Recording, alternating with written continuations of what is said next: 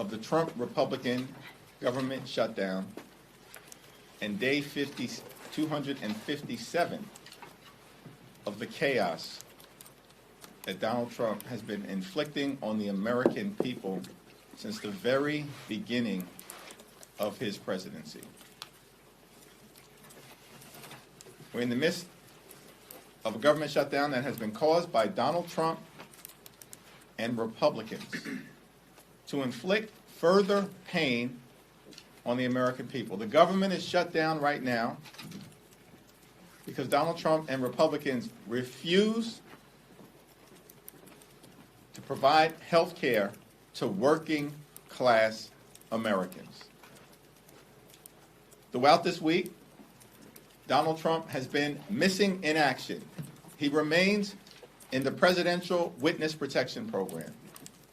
House Republicans are on vacation all across the country and the world, and Senate Republicans continue to vote on the same partisan Republican spending bill that's dead on arrival because it guts the health care of the American people.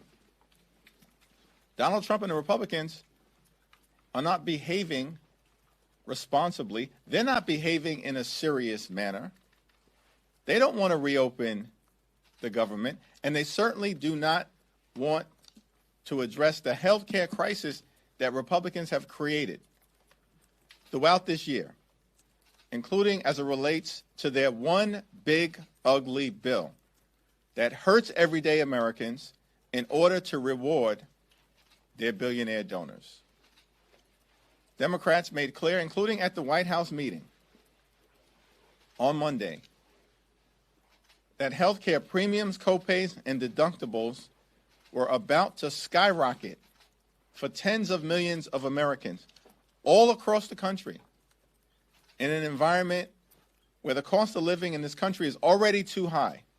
Donald Trump has already made life more expensive because of his tariffs and failed Republican policies.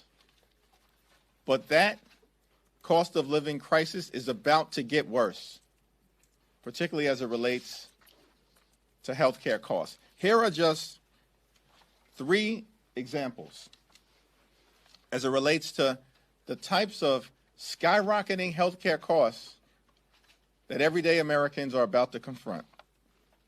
In the Commonwealth of Virginia, by way of example, just one plan. Currently, this health care plan costs an everyday American, a working class American, $595.94 a month. But because Republicans refuse to extend the Affordable Care Act tax credit, that same plan is going to go up to $1,890 per month. How is that possible for working families to afford? That's in Virginia. In Idaho, Silver Plan currently available for $611 per month. But it's now public information that because of the Republican refusal to extend the Affordable Care Act tax credits, that same plan, currently $611 per month, will go up to $2,083 a month in an environment where America is already too expensive, where the cost of living is already too high, where the Trump tariffs are already imposing thousands of dollars per year of additional costs. And now, healthcare costs is about to skyrocket out of control. One final example. In Georgia, the heart of Dixie, in the Deep South, current Silver HMO plan from Kaiser Permanente, currently it costs $699 per month. But because of the Republican refusal to extend the Affordable Care Act tax credits, that same plan, currently $699 per month, is about to skyrocket to $2,780 and $63 a month. This is going to cause medical bankruptcy for some, and millions of others will be unable to afford the health care that they need for themselves, their children, and their families. This is why we need to deal with the Republican health care crisis right now, because the crisis is having real impact on working class Americans right now. And the notion that there's time to wait. Think about this, that Republicans spent all year focused on their one big ugly bill so they can permanently extend massive tax breaks for the wealthy, the well-off, and the well-connected, for their billionaire donors, in order to subsidize the lifestyles of the rich and shameless. That's what they've done all year. And these tax breaks for the wealthy and the well-off, they were scheduled to expire on December 31st. But they spent months obsessed with rewarding their billionaire donors with massive tax breaks, but now claim that the Affordable Care Act tax credits, which expire at the same time as those tax breaks for their wealthy friends, no, they can't be bothered. They can't be bothered with extending them right now. Why is this? Because Republicans just want to gut health care for the American people. And Democrats will continue to stand on the side of the American people, fight for their health care, and improve their quality of life. Questions? Majority Leader Thune, Speaker Johnson have said that they are willing to negotiate on the ACA tax credits, but only if the government is reopened. Is it that Democrats don't trust that they would negotiate in good faith without the leverage of a government shutdown? Well, we don't view a government shutdown as leverage. Republicans have shut the government down. Republicans control the House, the Senate, and the presidency. They've shut the government down. Now, of course, we've made clear we will work in a bipartisan way with our Republican colleagues to try to find a path forward, reopen the government, and reach a spending agreement, but it has to meet the needs of the American people. If we're going to vote affirmatively on a spending bill, I think the American people understand it's reasonable for us to make the point that that spending bill should actually improve the lives of the American people, particularly as it relates to dealing with the Republican health care crisis that is present right now. And why would we believe that Republicans have any interest in addressing the Affordable Care Act based on their word, when for 15 years Republicans have been doing everything possible to gut the Affordable Care Act, to repeal and displace people off the Affordable Care Act? And Democrats have pushed back aggressively against them, and thankfully, several years ago, with the courageous support of then Senator John McCain, we stopped the Trump Republican effort. Does that mean Democrats should hold out for a deal that's down on paper rather than one that's promised? It means that we need an ironclad legislative agreement to address the health care issues that we have raised, including the Affordable Care Act. Mr. Leader, good afternoon. Thank you. I know there's a lot of messaging going on both sides of the aisle, even inside your party. Ocasio-Cortez and Bernie Sanders, they had their feed. They seem to be getting a lot of attention here. There was a lot of criticism of the official Democratic feed and glitches and everything else. To what do you attribute what Ocasio-Cortez and Sanders are doing compared to what you guys were doing and the criticism that was leveled up? I have no idea what that question actually is intended to mean. Like, Democrats have been all over the country engaging in every possible way, communicating with the American people that we're privileged to represent as it relates to the stakes of this fight. And our position, from the most progressive member all the way through to our most moderate members, has been consistently clear. Cancel the cuts, lower the costs, save health care. And everybody's on board because we all share those values. And we continue to be in a more is more environment. So I think that observation seems to be the silliest thing possible when we're fighting to defend the health care of the American people. And by the way, anybody who understands what a more is more environment means is that you create content that can then be distributed by members to their constituents, and that's what members continue to do, speak authentically to the people that they're privileged to represent. There are some reports floating around that Speaker Johnson might not bring the chamber back next week. What guidance have you gotten about next week's House schedule, and are you concerned about this further delaying the swearing in of Congresswoman-elect Adalita Grijalva? House Republicans continue to be on vacation, spread out across the country and the world, and this makes no sense.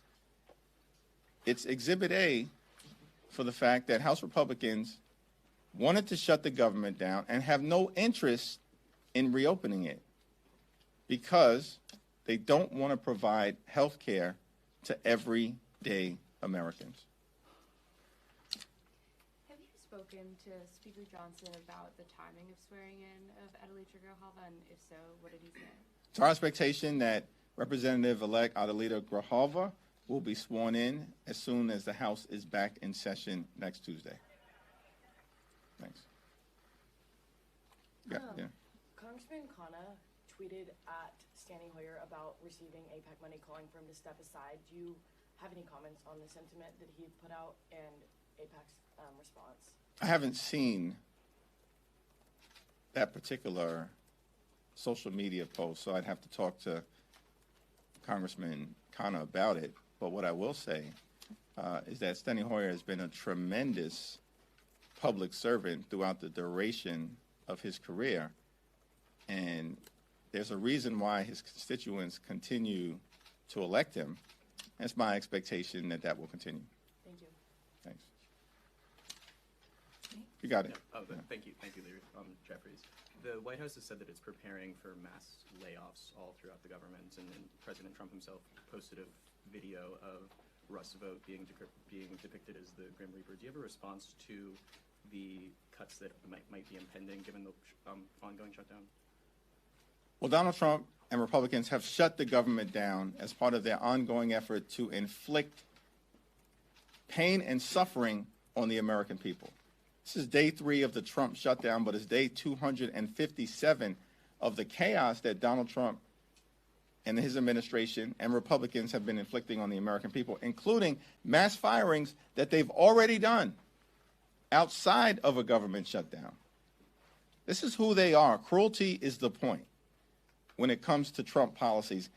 And his administration and Republican control of the House and the Senate has been a complete and total failure. And the American people know it. The overwhelming majority of the American people have already come to the conclusion that the country is moving in the wrong direction, that costs are too high, that the Trump tariffs have been a failure, that Republicans have broken our health care system, that the flood of extremism that has been unleashed on the American people, on black and brown communities, on law-abiding immigrant families, on the rule of law, on the American way of life itself, is out of control.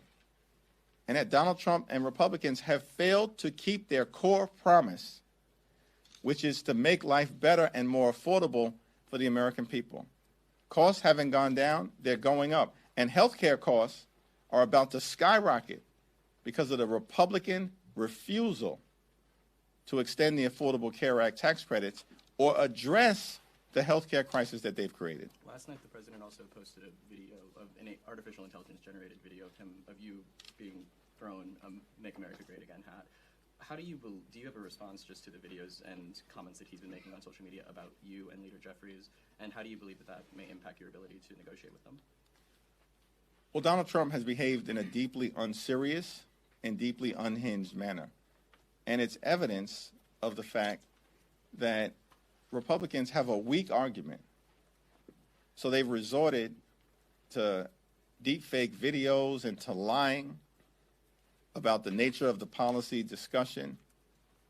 They've refused to bring House Republicans back to Washington, D.C. It's all evidence of the fact that Republicans are unserious. They know that Democrats are standing on the side of the American people by fighting to defend their health care, defend hospitals and nursing homes and community-based health centers that are closing all across America because of the Republican action taken in their one big ugly bill. They're on defense because they know that they enacted the largest cut to Medicaid in American history. They're on defense because Republicans know that as a result of their actions, the country is about to face a $536 billion cut to Medicare at the end of the year if Congress doesn't act. They're on defense because they know the Affordable Care Act tax credits are popular with the American people because the American people know that we should be standing on the side of working class Americans. That's what Democrats are doing, as opposed to Republicans always being on the side of the wealthy, the well-off, and the well-connected. Thank you, Leader. You've taken a hardline stance on these Affordable Care Act tax subsidies. It impacts roughly 20 million people, which is 5 to 6% of the population. Is it really worth burdening the rest of the country, the rest of the 95% of the country, with a government shutdown over something that impacts only 5 to 6%? We've made this healthcare fight about all of the things, all of the people.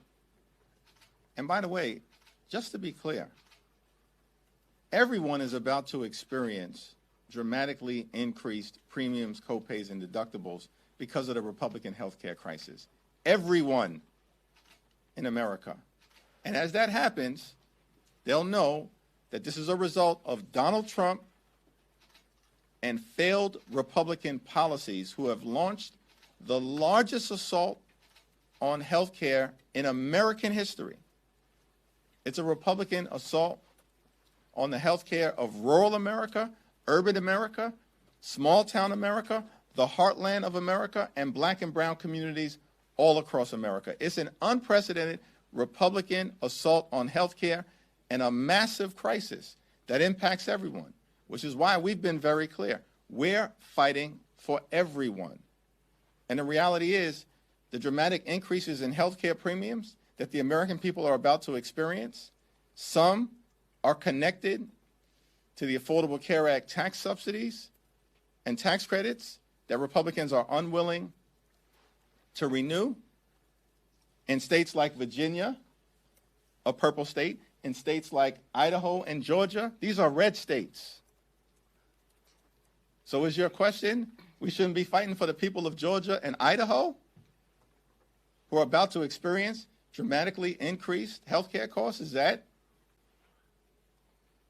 not a good fight for us to wage? We're standing up for Republican constituents because Republicans won't stand up for their own constituents. But this is everyone in America. Everyone in America is suffering because of the cost of living crisis caused by Donald Trump's failed policies, and everyone in America is suffering from the Republican health care crisis. They said they're willing to negotiate. Everyone. When it reopens. Thank you, Leader. Congressman Ralph Norman has filed legislation to abolish paychecks for members of Congress during a government shutdown with no payback. Seeing as tens of thousands of Americans will now go without pay for the foreseeable future as a result of the government shutting down, would you agree that members of Congress should also go without pay, and is that something you would support? Yeah, I haven't had a conversation with Ralph Norman or seen that legislation. Thanks. Thank you, Leader Jeffries. To the earlier question on Republicans possibly not coming back to the House next week, if they don't, would you still bring House Democrats back into town, similar to what you did this week? Yes. Thank you. Some Republicans are saying that they won't support any ACA subsidies without high protections. Is that something that Democrats are open to or could support? Here's the problem with Republicans. They continue to try to jam their extreme right-wing ideology down the throats of the American people. When will they learn their lesson? I mean, this is about the health care of everyday Americans. They continue to try to confuse the issue. We're fighting for hard-working American taxpayers to make sure that working-class Americans don't continue to suffer from the Republican health care crisis. And now Republicans want to inject other issues. These aren't serious individuals. They want to keep the government shut down. They shut it down, and now they want to keep it shut down. And the American people know it. Leader Jeffries, could you elaborate on what you meant by when you said the president was in the Presidential Witness Protection Program? Donald Trump continues to hide behind deep fake videos since the meeting in the Oval Office on Monday. And it's reasonable for the American people to wonder what's going on. Why is there no presidential leadership? Vice President Vance offered to come up to Capitol Hill. I've been here all week. We've heard nothing. Radio silence from the White House, radio silence from House Republicans, and radio silence from Senate Republicans because they're not serious. They wanted to shut the government down. They want to inflict pain on the American people. They want to continue the chaos that has been unleashed from the very beginning. They don't want to do anything about the cost of living crisis that Republicans have created, making life more expensive, groceries more expensive, housing costs more expensive, electricity bills skyrocketing and through the roof all across America. And now, because of Republican inaction and the cruelty of their policies connected to the healthcare crisis that they've created, premiums, copays, and deductibles are about to skyrocket as well. This is the consequence of complete control of government in Washington, D.C. by Republicans. And the American people, everyday Americans, are suffering. And the only group of people benefiting from Republican policies right now are their billionaire donors. Thank you.